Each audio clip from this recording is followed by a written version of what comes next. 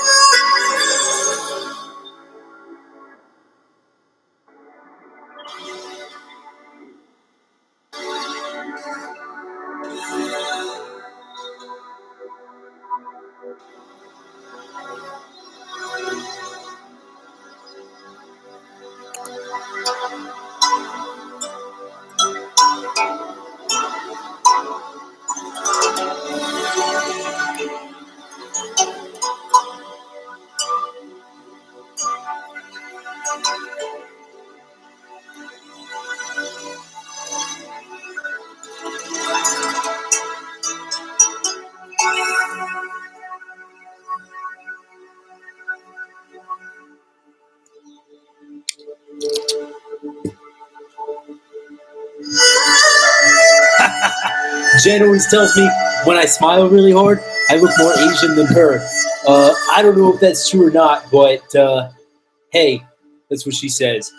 So I hope everybody, I hope everybody's doing well out there. It's a pleasure to see you guys as always. Let me fade this music out of here. It's getting me in the mood too, guys. I just came from jujitsu about 2 hours ago, and it always makes me feel like very samurai, very Japanese, like when I come from jiu-jitsu, I feel that warrior vibe. I did terrible tonight. Jen actually, I took Jen to jiu-jitsu last week, and she was so excited about it. She was so gosh damn excited to be at jiu-jitsu. Unfortunately, we were rolling, me and her, and she literally jumped and landed her shoulder or her knee, I don't know which one, on my rib, and it's still bruised. So I was just not rolling like 100% today, and I felt like shit about it. Whenever that happens, I'm like, "Well, you son of a bitch, get your shit together." But hey, I guess I should give myself just a little more time off. The the topic that we're talking about tonight is edged weapons and edged weapon defense more specifically. I feel like I'm just a talking head this way. That's better. The the real skinny on dealing with edged fucking weapons is don't try to do it. Don't try to deal with an edged weapon ever, okay? If you could avoid it. Fairburn's whole thing about dealing with an edged weapon was shoot the guy in the face. If you got if you got a pistol, shoot him in the face. And he basically said that if you're in war, you should always have something to shoot them with.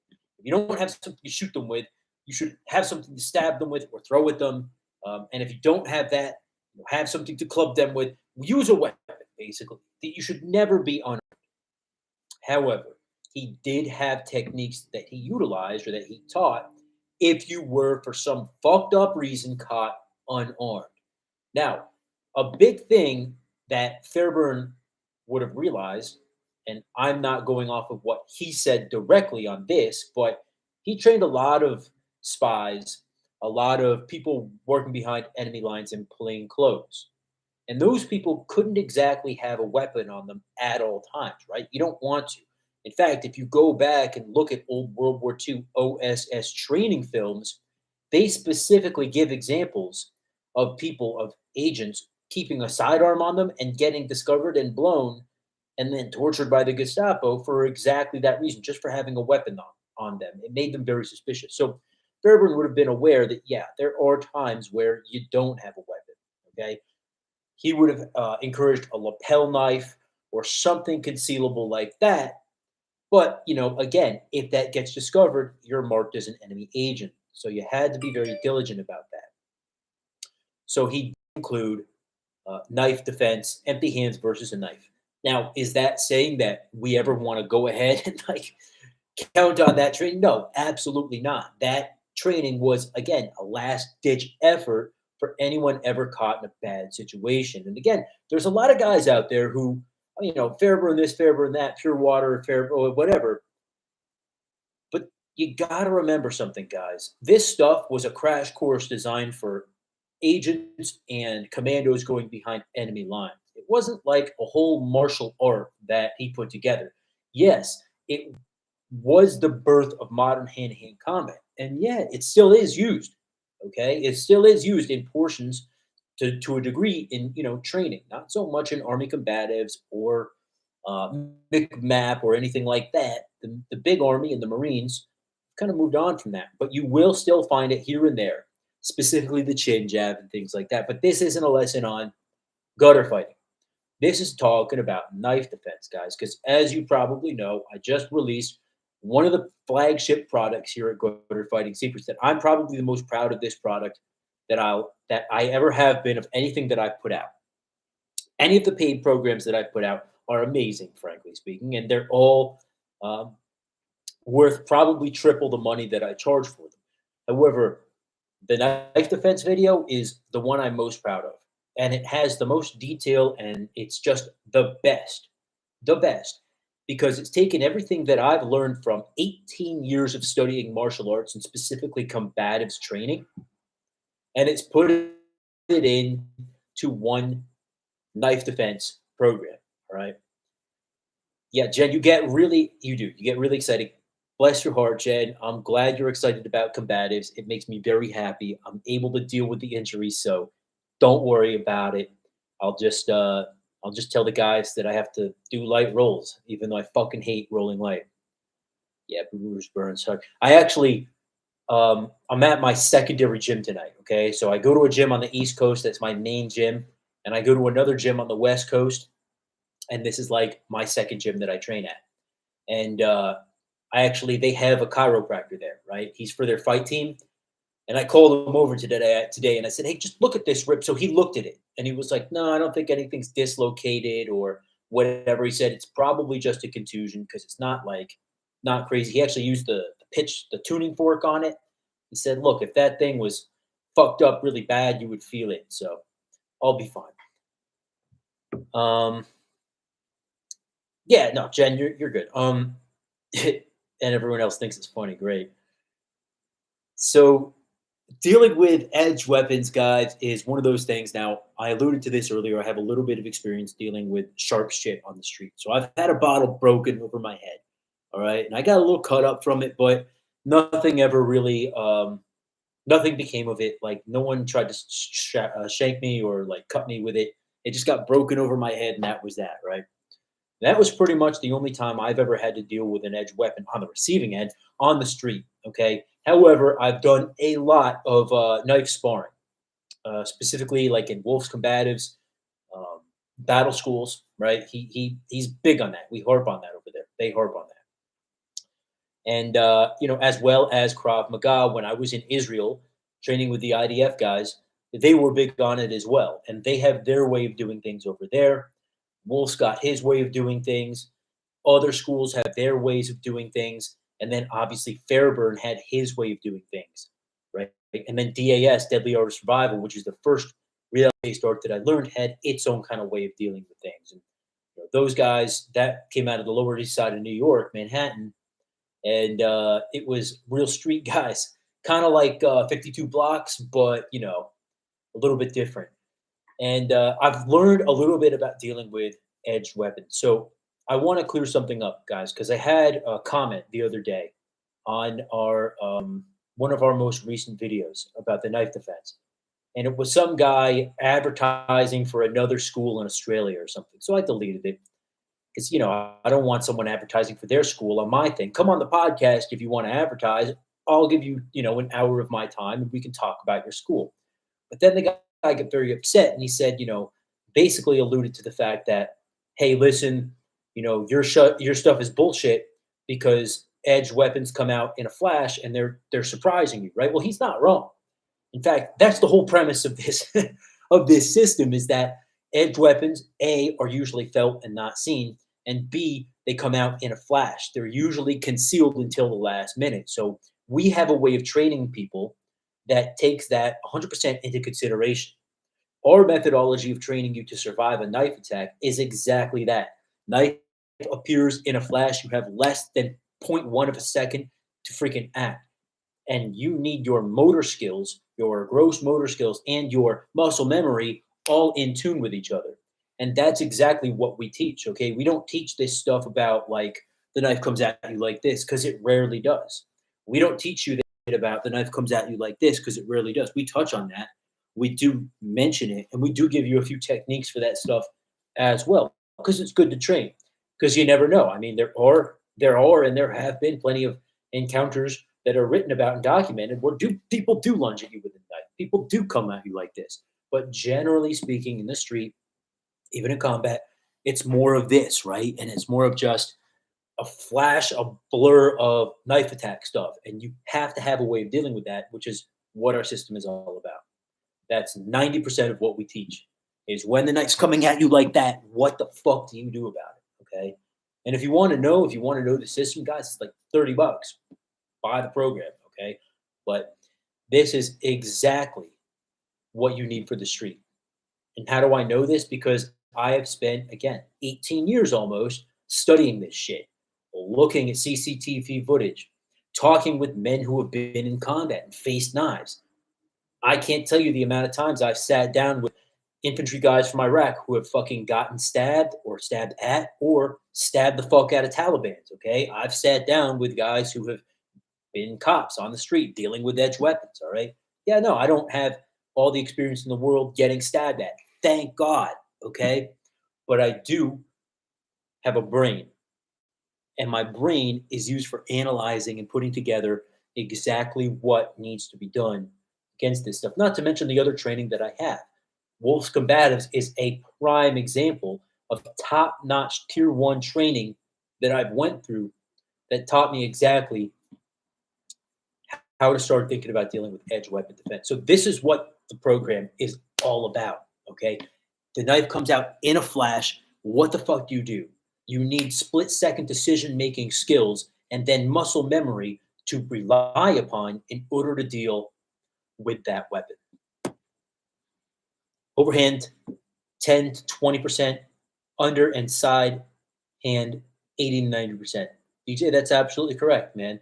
That's absolutely correct. I didn't know about the 20%, but I do know that the under and coming at you from the side is a large portion of what we see.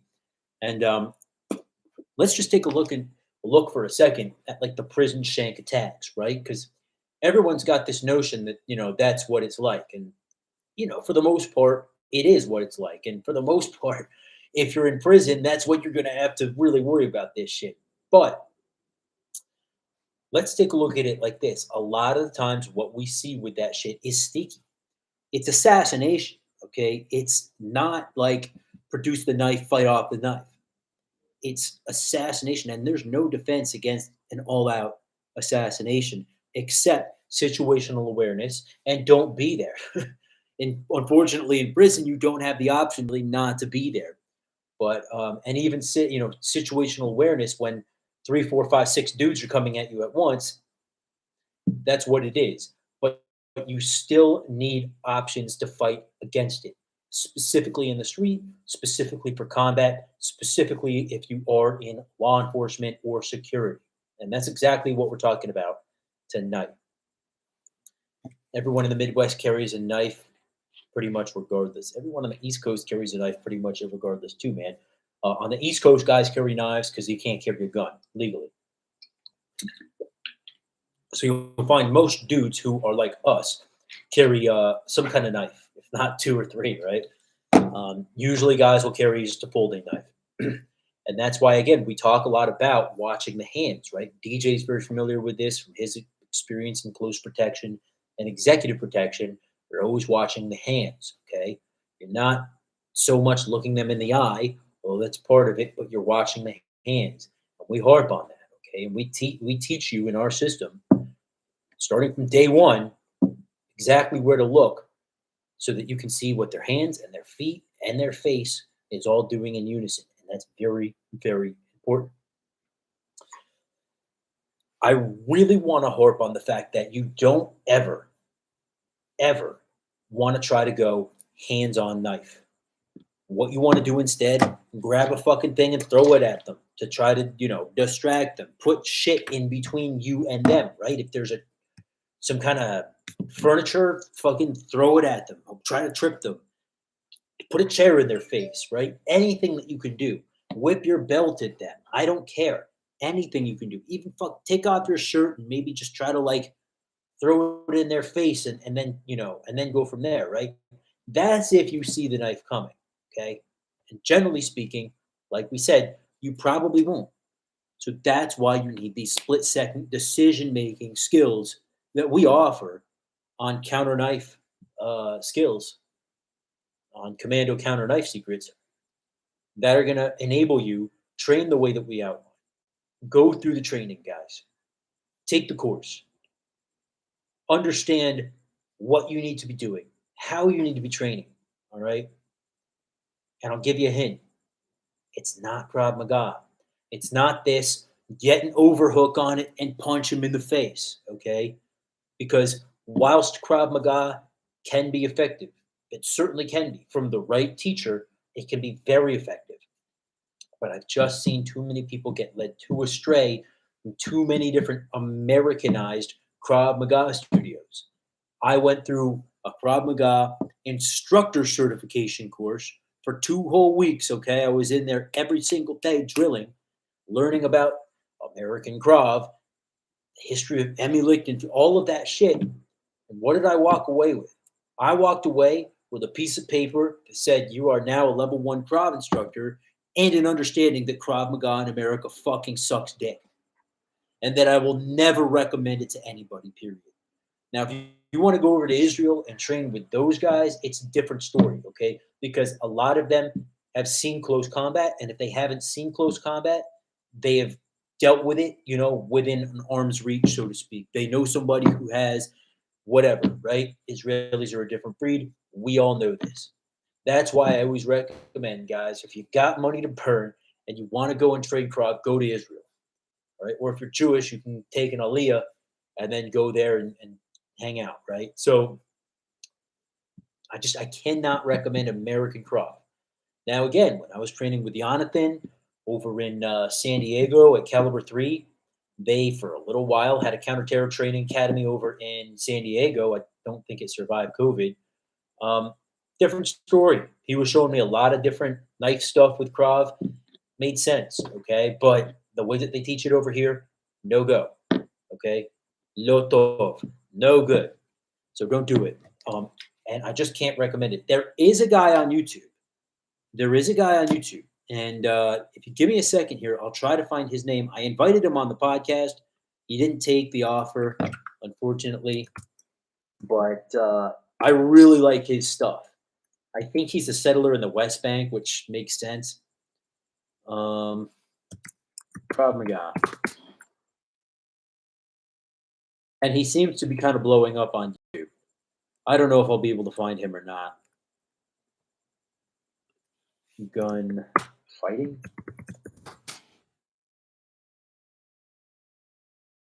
Anyway, maybe I'll throw it down in the description. But this is like one of the few guys in Israel that knows what the fuck he's doing. Or I'm sorry, not in Israel, in Krav. That, in my opinion, really, really, really knows his shit. I've seen his ground fighting shit on point. I've seen his, how to fight with a pistol. I mean, not, bang, bang, bang, but like cha-cha-cha. And he knows his stuff. But anyway, I can't find his name right now. Otherwise, I'd give him a shout out. But I wish I could find him. Anyway, neither here nor there. He's great. And if you want to figure out what his name is, like send me an email later and I'll send you a link. I don't know if it's Roy or not. I don't remember. But he's like Israeli, and I think he's on the West Bank there, and he puts out videos like fucking all the time. Jen says, I feel like I would run from the situation The machete made me not want to deal with blades. Jen got cut with a machete. She cut herself with a machete, actually. She's her own worst enemy a lot of the times. Um, yeah, no, and you should run away. You should run away if you can. So I used to be friends with this guy who's a Hell's Angel, right? And he told me a story. He was down in Jersey, right, at one of their clubhouses. They have a clubhouse in Jersey still, and apparently it was like fucking late at night, and he was the only one out on the street. He was about to get on his bike, and like a bunch of rival gang members came up. Okay, like a bunch. I won't say what the rival gang was because I don't remember exactly, but one of those, right, who don't like the Hells Angels. And he said he had a fucking hammer in his saddlebag or some shit like that because a lot of the times these guys carry tools on them, right? That's like their workaround. I didn't have any, not weapons on me. I had a tool because most of them are felons. Right? You usually have to go to jail for a while to get passed in, from what I hear. So they can't have a weapon. But he had like a hammer, and he was saying basically he knew he was outnumbered, and if he fucking started trying to fight them, he knew he was just basically going to get stomped in and killed. So he said he fucking looked them all in the eye. He said, "Fuck you." He spit at them, and he turned around and fucking left. All right. Now, a few days later, through the pipeline, he heard that those guys had a new level of respect for him. That for whatever reason, however he heard it, however it happened, the guys thought that it was like a good thing that he had left, and they respected him for it. Okay. And you will find that there are times like that, situations like that, where your enemies know you're outnumbered. And they don't expect you to fight them. If you are crazy enough to fight them, they'll give you that warrior's death, right? But again, if you turn tail and leave, that's a respectable option. Sun Tzu said he will win ultimately, who knows when to fight and when not to fight. Stephen Deere, what's up, man? Do you think RDT knife fighting is modern in modern times would be effective? I'll be honest, man, I don't know what that is. Let me look it up real quick. ARDITI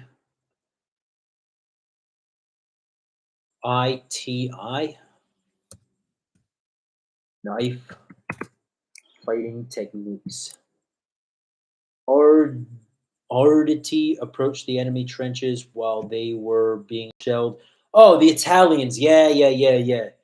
So to be honest, bro, I've never really looked into like their techniques, but knife techniques tend to kind of be all the same. I mean, no matter like what culture, what army you trained in, I mean, there's only so many like different patterns that you can train in with knife fighting, right? And everything from Kali to Fairburn stuff to I don't know, even the German stuff. It's all basically the same, right? It's all just patterns and slashing and stabbing at vital areas.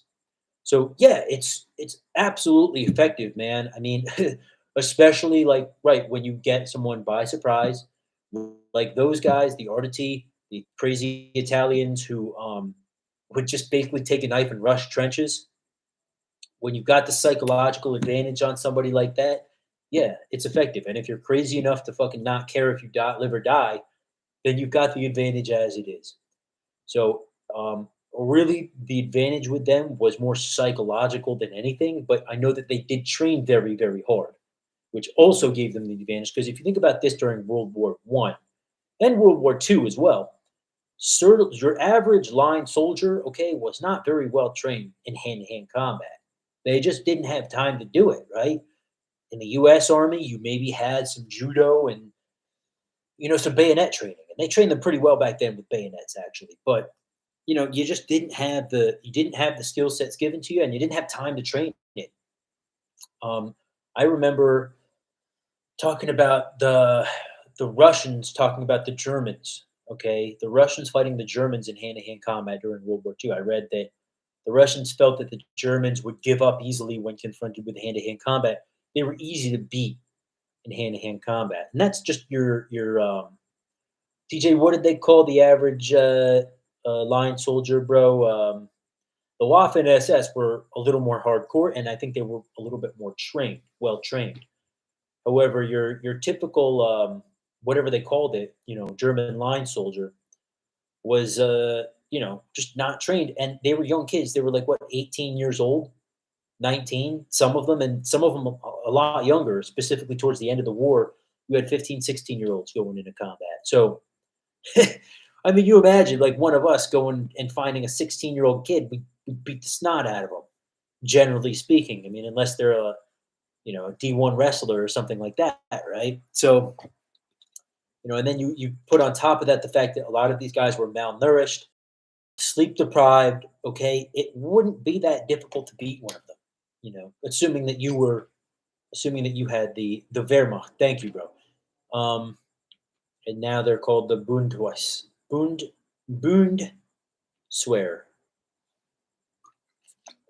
My Deutsch is good. But yeah, I mean, people tend to romanticize, okay, the World War II hand-to-hand combat programs, and they were a lot more hardcore than what soldiers are trained in today. And I'm going to leave the Marines out of this because they're a different breed. You have to be stupid and fucking crazy to be a Marine in the first place, and I think that's a lot of the times they train them very well in hand-to-hand combat. You know, um, but there's no way around it. They train them hard and they train them the right way. They beat the fucking shit out of each other, and that's how you have to train to learn.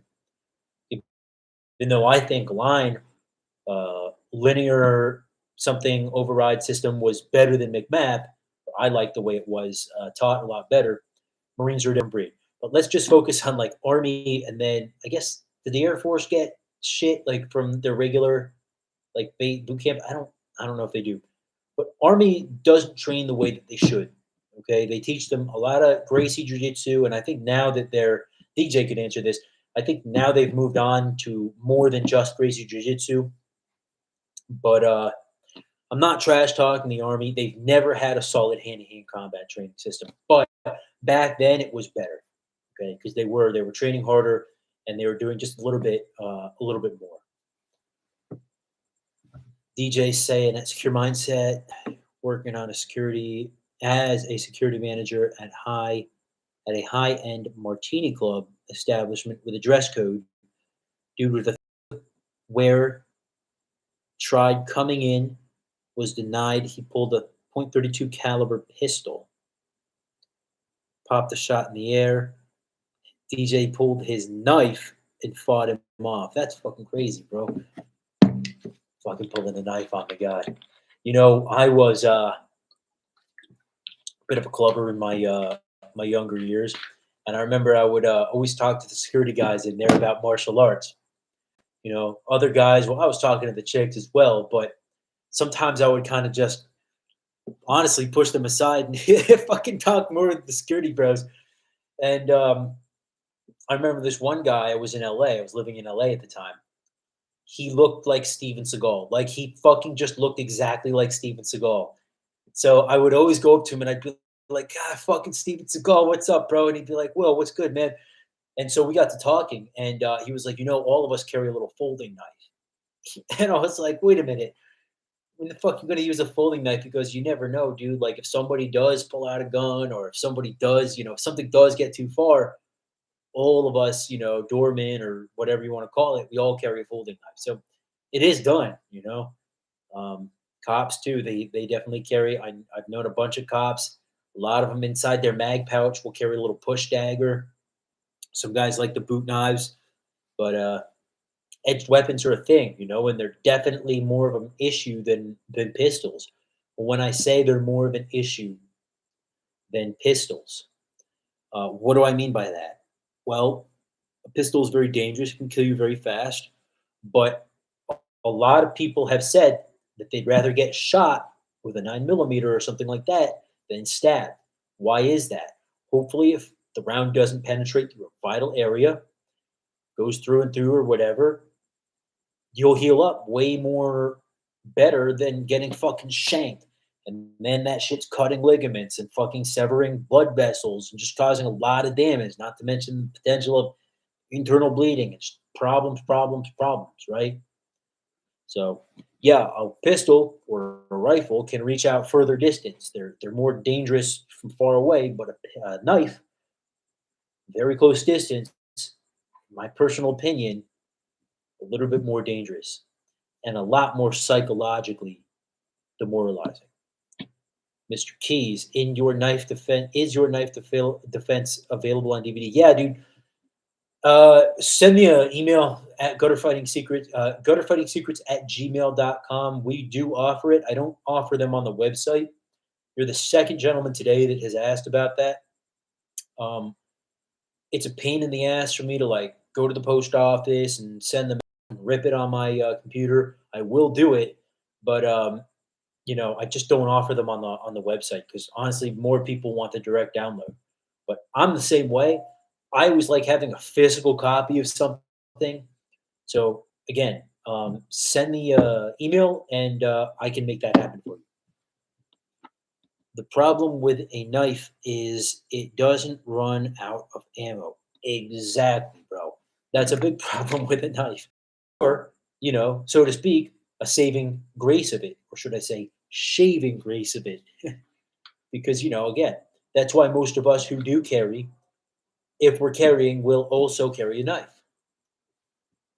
Last fucking stand style, right? Your Glock runs dry. You fired off both your extra mags. It's go time. You got that tactical folder. Hoorah! Let's go and get it, right?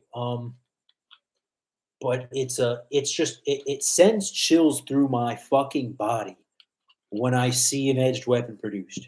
All right, even in training, like, and I've done a lot of empty hands versus live blade training, and I've been cut a few times doing it, and it just fucking like I really don't like it. I just really, really don't like it because it's so fucking dangerous. You literally just miss a little bit, and you get what feels like at the time nicked a little bit, and you could have major damage in your hand. I knew a guy that leave names and schools out of this. I knew a guy that they were doing some flow work with an edged weapon, and literally his hand just slipped, boom, severed the fucking thing all the way down. Okay, I literally had to bandage him up. He had to go to the fucking hospital. He couldn't close his hand for like a fucking year. All right, that's how fucking, and it's not even like it really got him that bad. It was literally just they were flowing and whoop, and next thing you know, he's fucked up. That's how fucking dangerous a knife is. And that's why I tell all of our guys, hey, don't fucking try it. Don't try it. There's nothing to gain. All right. There's nothing to gain. And I'm the same way. Like, I would love to be able to fucking take a knife from somebody and tell all of you and brag about how cool I am. But I know it makes me even cooler that I know that no, I don't want any fucking part of that. Because one fucking wrong move, boom, and I bleed out and I'm dead. And I don't know about you. I don't carry a tourniquet on my pant loop, right? Not generally speaking. Sometimes I have one in the car, maybe, but I don't generally carry one on my person. I'm not that tactical. So I don't fuck with live blades. I will run away. I will shoot you in the face if I have something to do so with me. Um, but unless I really needed to, I wouldn't try to go hands on with it. I'll tell you that much. They're really bad news, guys. And that's why, we stress in first probably 10 minutes of our training program, I'm literally talking about how important it is to take countermeasures rather than try to go hands on with the knife. But if you do have to go hands on with the knife, we have honed a very, very, very particular system. What makes this system different than a lot of other systems? I'll give you a hint. All right. And I'll tell you straight up, and I'm very, very proud of this. It's two techniques. It's two fucking techniques that you can use at any angle. And that's what makes it so special. It's literally two techniques. You don't have to train a bunch of different shit.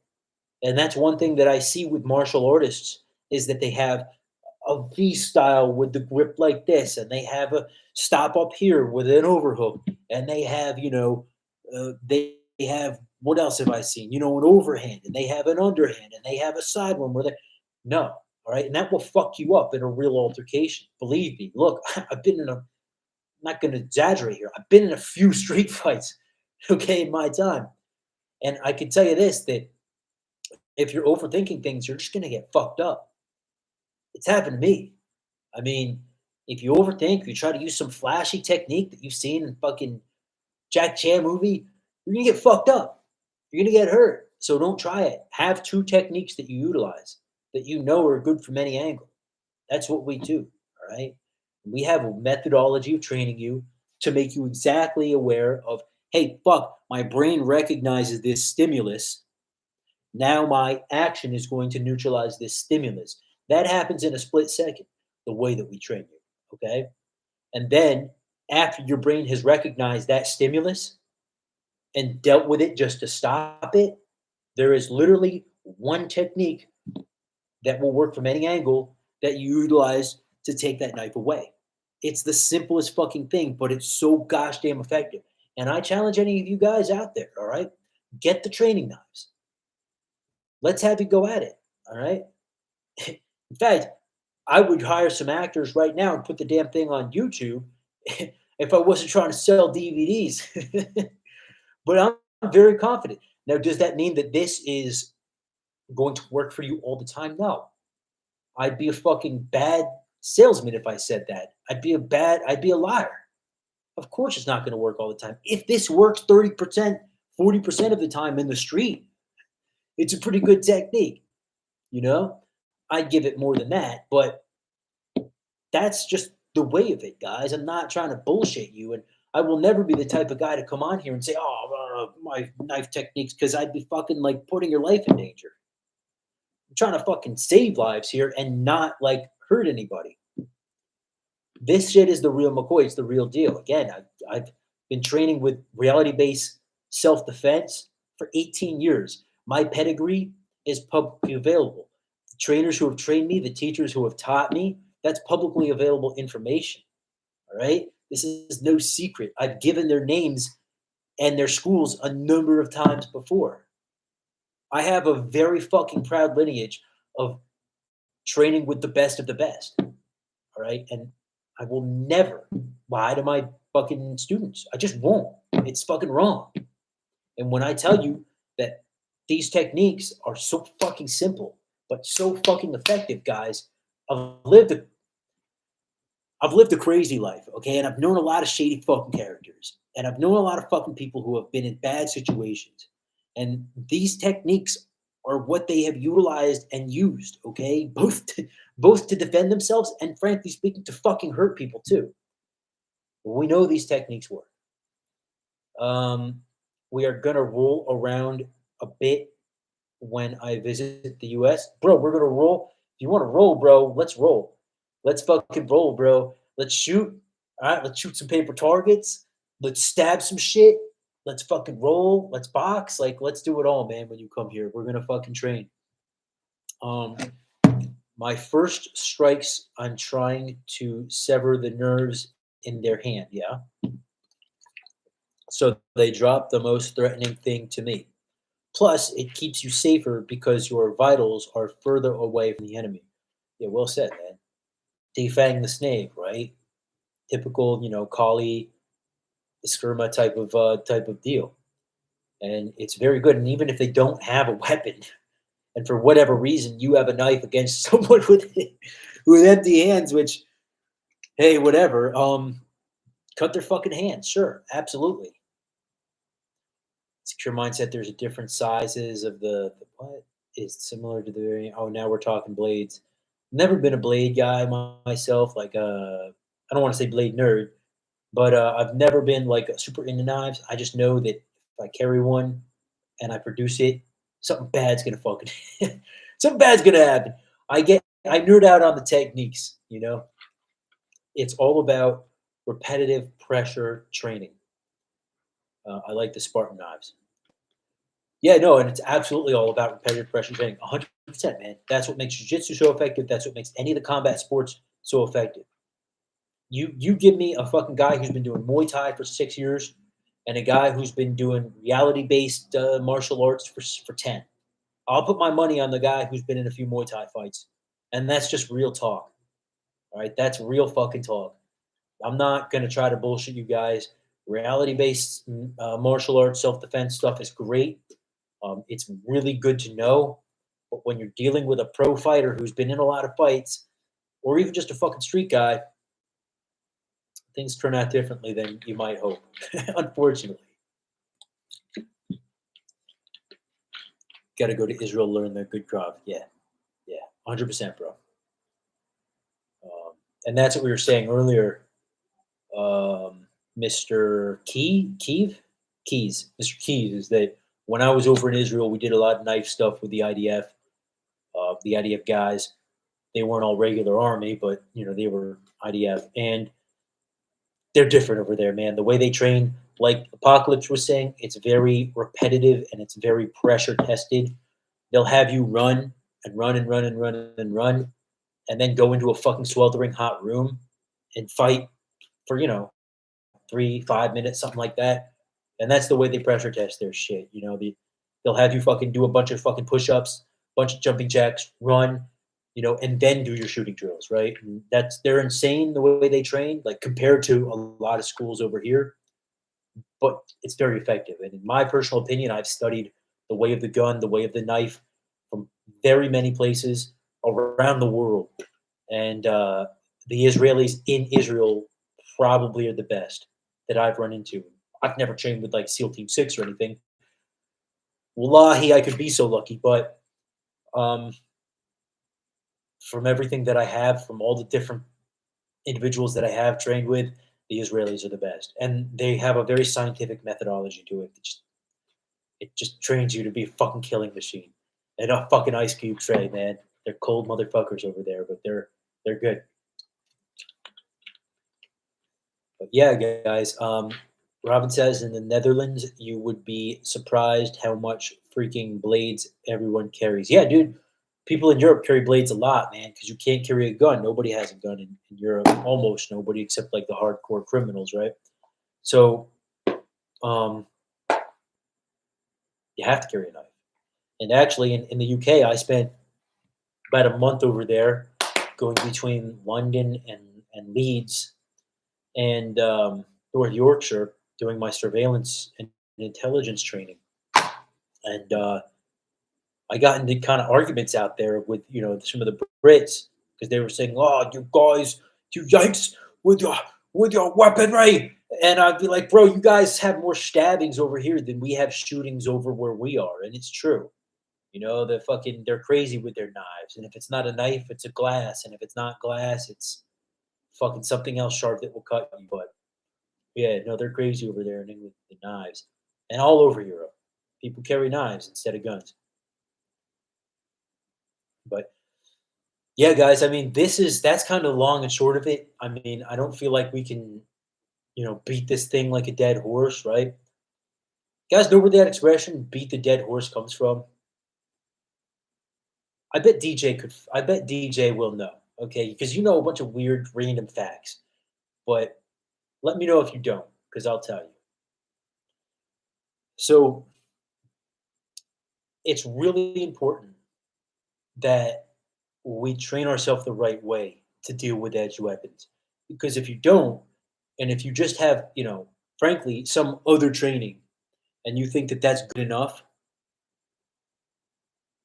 all right, fine, it might be. It might be. But are you willing to bet your life on it? And that's what it comes down to. Because if you're wrong, you probably won't survive.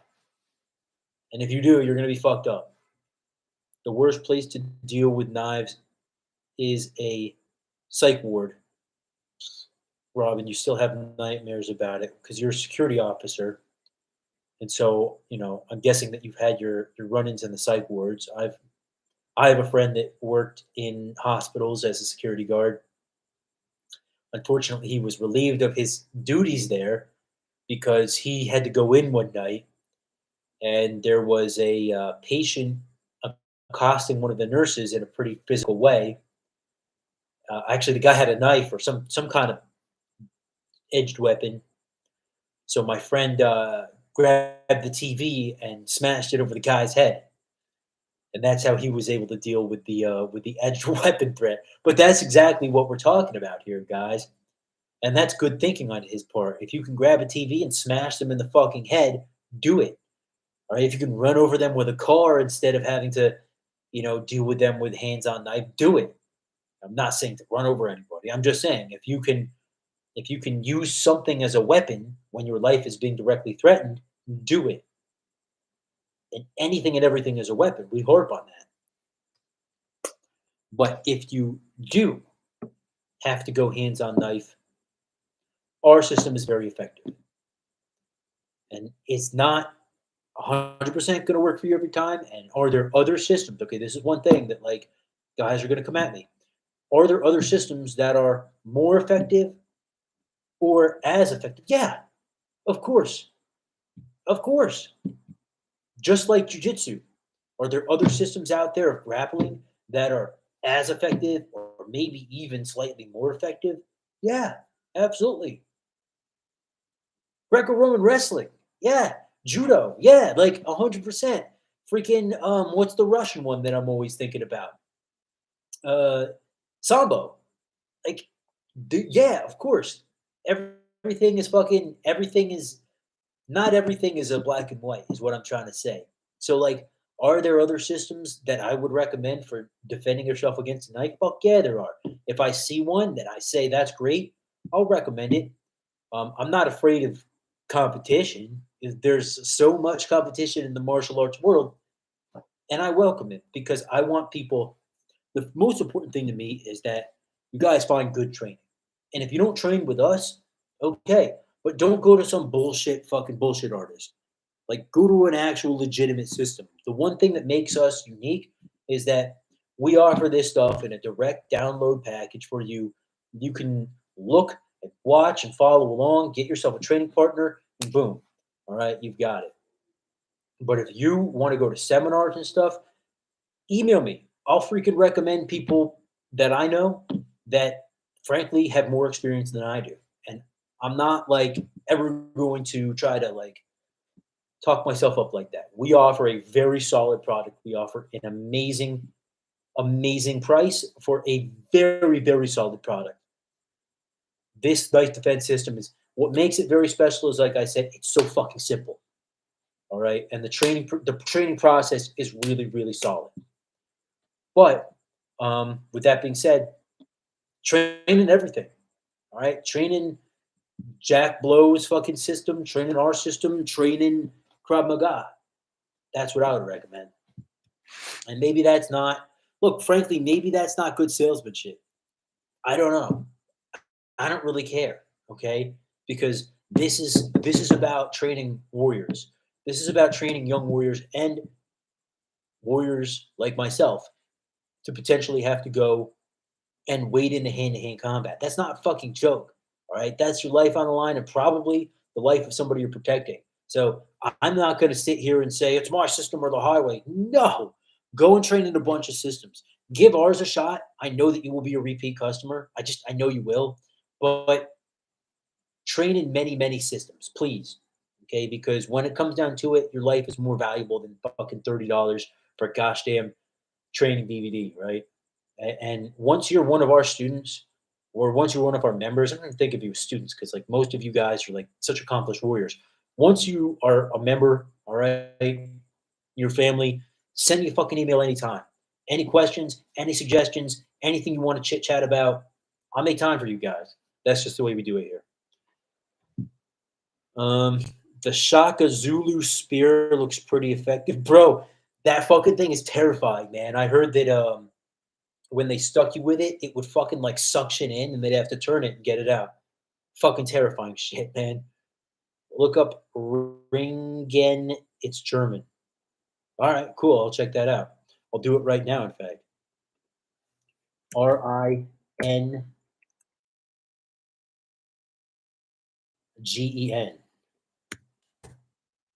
Ring and wrestling. I'll mute this, but I'm going to check it out. Let's see the techniques here.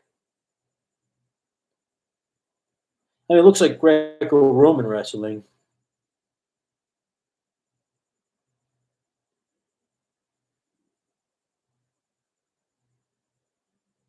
I mean, yeah, they're just. I'm looking at two guys. They're just hand fighting right now. I'll have to look into this because it looks interesting. I'm not seeing what the difference is right off the bat between this stuff and regular wrestling, but Germans are very precise about shit. So I'll look more into this. Thank you for the lead, bro. Steven, you would love to learn our system. Well, check it out, man. Go to fightingsecrets.com. We've got it all up there, man. And we keep it every single portion of the program. So our system is divided into many different courses. I think there are about 6 or 7 different curriculums out there right now, but it's all the commando combatives. All right. And what's special about this is we are going to put it into a whole package at some point and add a little bit to it in order to get you certified if you want to become certified. The thing is, my prices on that are going to be fucking through the roof. Like they're going to be very expensive. I'm talking probably $1,000 or more for the whole course. So we're doing it this way to get the guys an introduction to it. And again, I'm not trying to like steal money from you guys. I want the information out there. So it starts with like core commando combatives, gutter striking. So you learn the basic strikes, you learn the footwork. All right. You learn the dirty strikes about, the eyes and the ears and how to attack different areas in the body and what strikes to use, what strikes not to use, how your footwork is supposed to be, how your fighting stance, the basic warrior stance. That's all gutter striking. But then you've got the core combatives, core commando combatives, which is, all of the chin jab and that type of stuff, takedowns, kick defense, how to take someone down when they're throwing a Muay Thai kick at you. And then you've got, commando ground survival. Okay, and this is very important shit because again, 5 years now of doing jujitsu and ground fighting has made me very good at takedown defense. So there's a lot in that because I can't teach you to be a good takedown artist because frankly, after 5 years, my takedowns are still not great. I didn't wrestle in high school, but my takedown defense, I've gotten pretty good at it, and I'm very good at teaching it. So I'm teaching you how to avoid being taken down because that's half the battle. If you can avoid being taken down and utilize the nasty strikes that we teach you, well, you're well on your way to winning that fight. And also, once you do go on the ground, Lord forbid, hey, how do you get out of that situation without having to take freaking years and years of wrestling or jiu-jitsu? We tell you exactly how to do that. Right. So that's the ground curriculum. Then we've got offensive knife, how to remove a sentry with a knife, which guys don't teach. Okay. People don't teach that for a reason, guys. It's nasty shit. Also how to take a knife and really use it. Okay. And I'll just leave it at that just to cover my own ass. There's a disclaimer on all these fucking programs, guys, just so you know. We have to throw those in because the fucking content is so crazy, dude. So then you've got offensive and defensive knife. Okay. And we've also just added another one that we haven't advertised for yet, which is the defend you self defense. So that's a lot about like, what if someone grabs you? How do you break those grips? Um, if someone's choking you, how do you fucking get out of that? Like a bunch of stuff about just straight up self defense. Because a lot of what we teach, frankly, is offensive. All right, it's go through the guy once he's on the ground, hurt him until he can't get back up, and then either egress or move on to the next target. That's mostly what we teach. But the defend you self defense is mostly Fairburn stuff with some modern wrestling and um, other stuff mixed in with it. But it's a lot of really good stuff about defensive. If you really don't want to hurt the guy and like stomp his head in, but he's like fucking grabbing you, like get off me. Hey, how do you do that? Because we need to touch on that as well. We need to teach you not only how to be a freaking combat machine, but also, hey, when it's not appropriate to really take the guy out, what do you do? Because that was my problem for many years is I've studied so much about how to fucking hurt people really bad. What if it's not appropriate to hurt them? Well, this is the answer for that, which is the defend you self-defense techniques is also on there as well. And that so far is our curriculum. We are adding and updating our curriculum as we speak. We do also have a couple of programs coming out that I'll just briefly touch on real quick, and then I'll get back to the chat because we got some good shit going on tonight. Um, we're also doing a Jeet Kune Do fundamentals. So how do we go ahead and use a lot of this flashy stuff from Jeet Kune Do and make it even more effective for the street? And that's coming out soon. And then we're also going to be doing a very special series, okay, different than the core commando combatives. It's going to be a separate thing called Modern Samurai. All right. And this is going to be a lot about solo training, how to train on your own if you don't have a partner to train with or partners. Because that's a lot of guys' problem, quite frankly speaking, that you don't have a training partner. And I've run into this from time to time myself, especially with the gutter fighting. Because you can go into a jiu-jitsu school and train jiu-jitsu. You can go into a Muay Thai gym and do Muay Thai.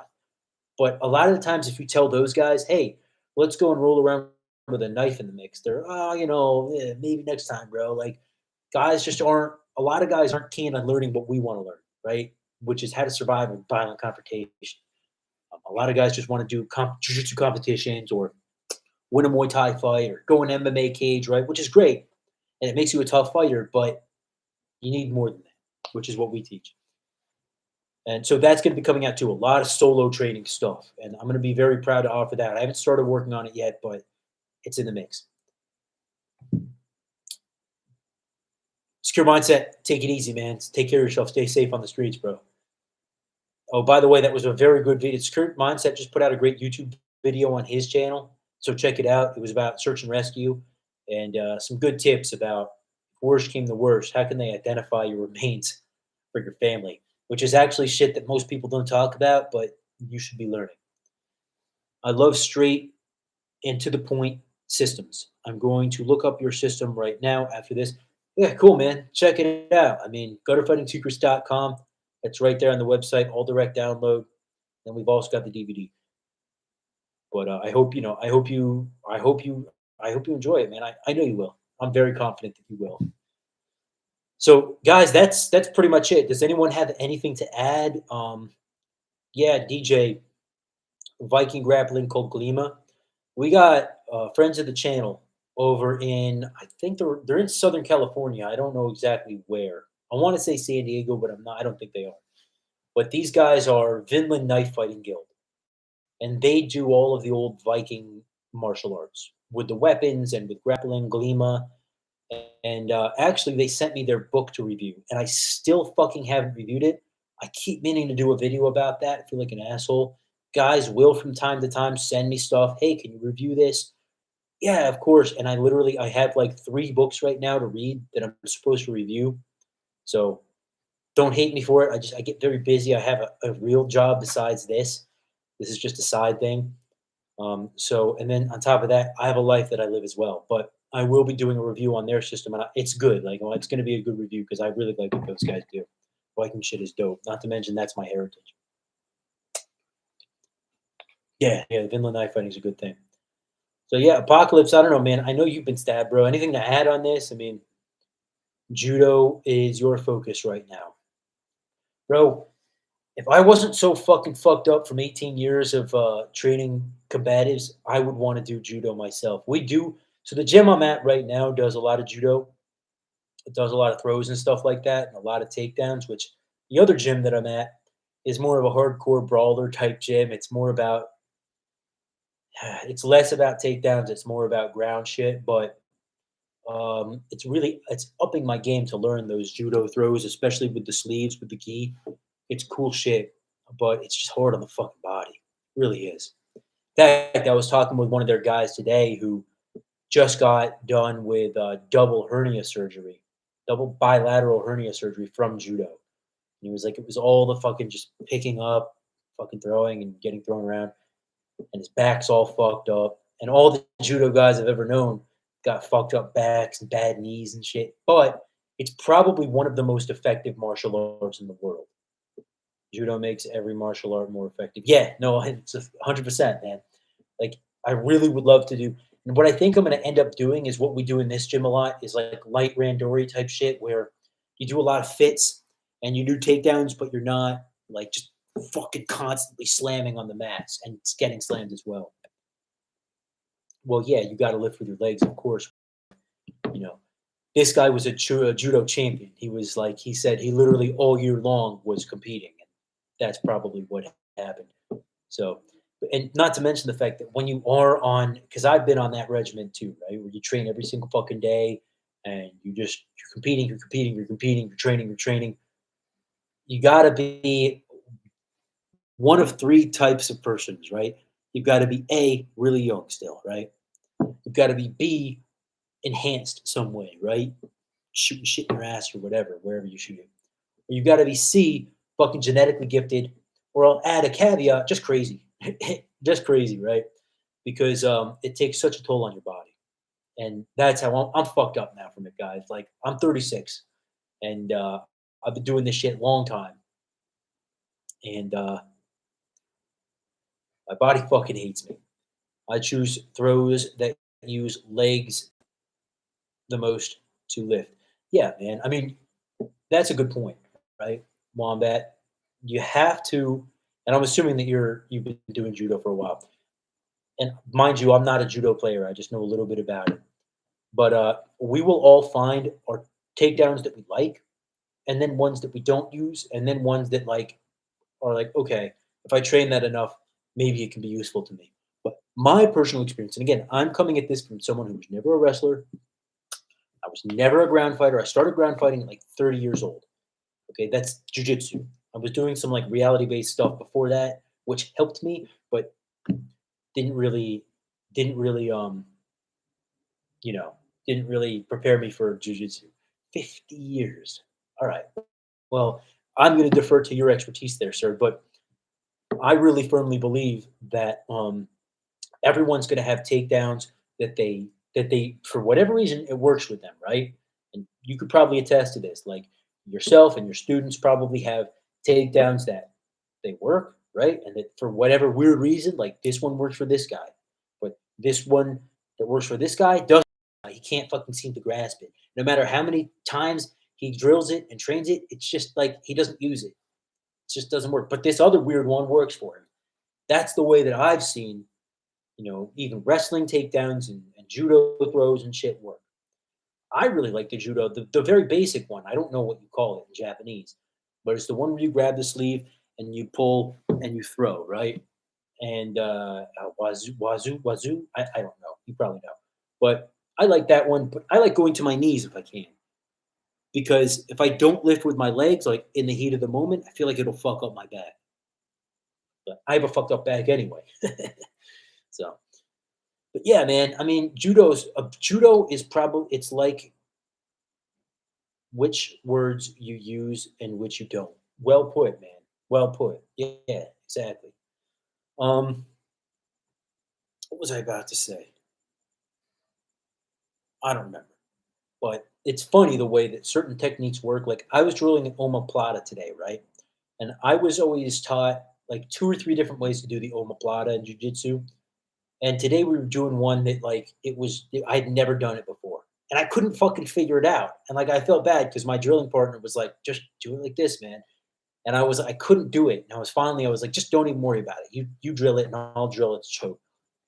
And it's funny the way though, right? Like one little variant or little like change in the way that you're used to doing things, especially when you've got bad habits like me at this point, fuck up your whole game. And that's another thing I want to just briefly touch on is bad habits, right? We all have them in martial arts. I'm sure even Wombat, even you probably have bad habits. In fact, I know you do. But I think the way to really get rid of the bad habits is just drilling the right ways of doing things relentlessly and slowly. Don't rush it, right? The only way to get rid of a bad habit with muscle memory is to start very deliberately and slowly and work your way up to doing it faster and faster and faster. And then eventually doing it against a little bit of force, a little bit more until you ramp it up and you do it full speed. I think personally that's the best way to fix bad habits in martial arts. But again, for me personally, this is just for me. I think that the more complicated the technique is, the less effective. Now, there you've got those super bright, super smart guys who like would probably do really well at chess.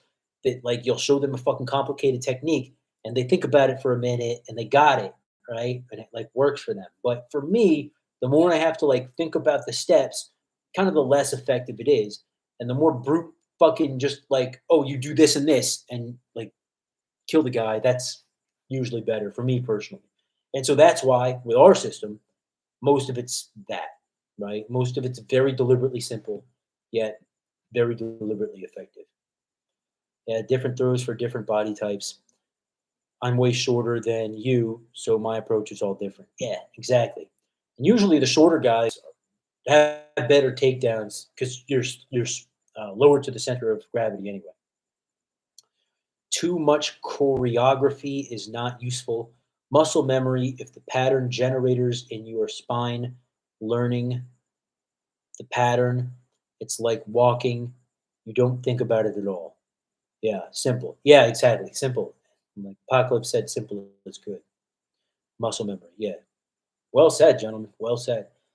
And this is why I love getting together with you guys and talking because like we got a 50-year judo guy in here. We got Apocalypse Survival who is literally a crazy motherfucker and a warrior. We got who also does a lot of martial arts. We got DJ who's ex-army infantry, seen combat firsthand, executive protection for fucking like 1,000 years. I mean, we got all shapes and size and colors in here. We also got guys who are beginning, right? And just coming up. So cool to see. But anyway, guys, I'm gonna get going. I'm actually gonna start rehabbing my fucking shit. I'm gonna start stretching because I'm so tight lately, guys. I gotta fucking stretch more and make me a more effective warrior. I don't like it, but I'm gonna go stretch. So I hope everyone here got something good out of tonight's talk. I know I certainly did. So until next time, guys, please remember that you were your first and last line of defense. Gutterfightingsecrets.com is the website. Try one of our products. I guarantee you'll be a good a repeat customer. Okay. I was told a long time ago by a smart man, if you simply put out a good fucking product and put your all into it, and put everything that you know into that product, then people will want it. All right. And if it's some bullshit, people might see it and buy it, but they won't come back. Right. That, I know you guys will be repeat customers, so I'm always willing to work with you 100% and give you any information you want. But more importantly, I look forward to communicating and hopefully training with you guys in person because we're going to be doing a seminar in Texas in the fall. We're trying to put one together in California for the summer. So hopefully I'll see you guys at one of those. All right, guys. Later.